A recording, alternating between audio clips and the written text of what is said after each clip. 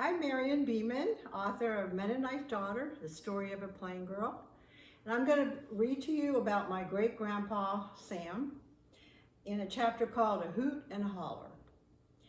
Wiry great-grandpa Samuel Martin, a jolly little man, in an old MacDonald-type farm with chickens, a couple of cows, 2 horses, and maybe a pig, though I never heard an oink-oink either here or there.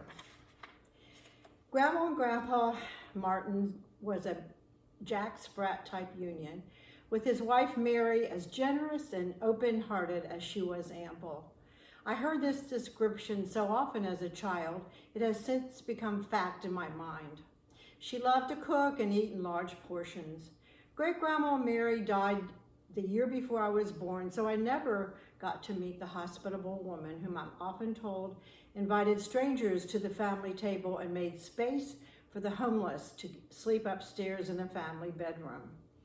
A portrait of the extended family, the Freundschaft, of at least 30 gathered in front of lilac bushes showed bunny-cheeked great-grandma Mary, Horace Martin, in the first row with a crinkly smile, her laughing eyes in sharp contrast to her prayer-capped head, and a long dark dress topped with a cape shaped like a triangle, pointed to a V at her waist.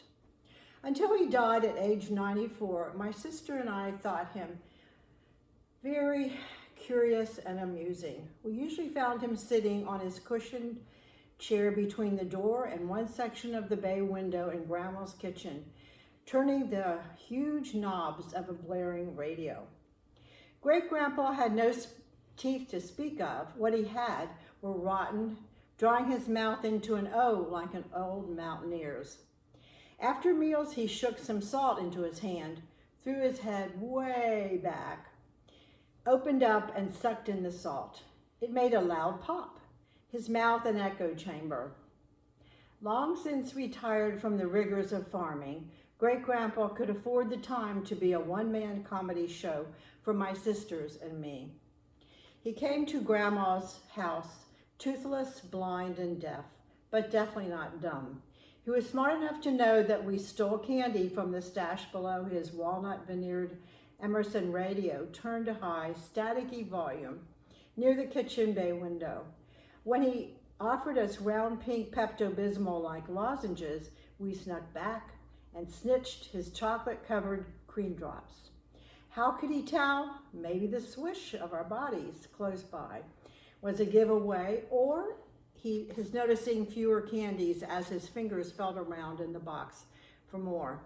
Both his eyes were blind, but one eye was glass and sometimes rolled out of its socket and onto the slick linoleum floor where it picked up speed. His minister from Guyer's United Methodist Church near Middletown would visit, coming in the door with a Bible under one arm and a long, flat, telltale something or another in a brown bag under the other. As the minutes ticked by, the laughing and talking in the upstairs bedroom got louder and louder, revealing the effects of the liberal libation of liquor the two were likely imbibing. Was it for medicinal reasons? Looking back, I doubt it. The preacher and Grandpa Sam observed the literal interpretation of the biblical teaching that a merry heart doeth good like medicine, or use a little wine for thy stomach's sake and thine oft infirmities. Obviously, his preacher friend was not a strict Methodist or Mennonite like we were, nor was he in favor of prohibition or abstaining from alcohol.